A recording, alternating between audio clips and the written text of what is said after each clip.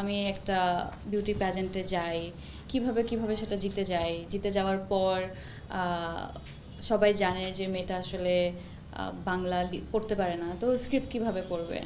তো অনেকেই যখন প্রথম দিকে কাজ করেছে তখন ওনারা এই ধরনের কথা বলেছে, মেজবিন অনেক ও উইনার হয়েছে কিন্তু হয়তো অনেক দূর যেতে পারবে না অ্যাজ অ্যান অ্যাক্ট্রেস।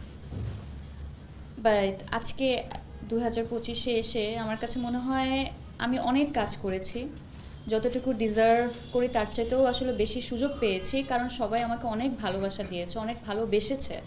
এটা আমাদের রাইটার্সরা হোক না কেন, ডিরেক্টরসরা হোক না কেন, আমার কো অ্যাক্টার্সরা হোক না কেন, ফিমেল কলিগসরা হোক না কেন, কারণ আমাকে আসলে বলেন না যে হাতে ধরে হচ্ছে গিয়ে লেখা শেখানোর মতোই আসলে আমার স্টোরি। কারণ আমি যখন পড়তে পারতাম না তখন আমাকে পাশে থেকে সবসময় আমার কো আর্টিস্টরা বা ডিরেক্টররা বা অ্যাসিস্ট্যান্ট ডিরেক্টরসরা বা মেকআপ আর্টিস্ট পর্যন্ত ওনারা বলে দিত যে এই লাইনটা এটা এইভাবে বলো। তো এই সুযোগটা আসলে আমাকে কেন দিয়েছে কেউ? তারা তো অবশ্যই আরও এক্সপিরিয়েন্স যে ভালো পারে তাকে নিয়েই আসলে কাজ করতে পারতো।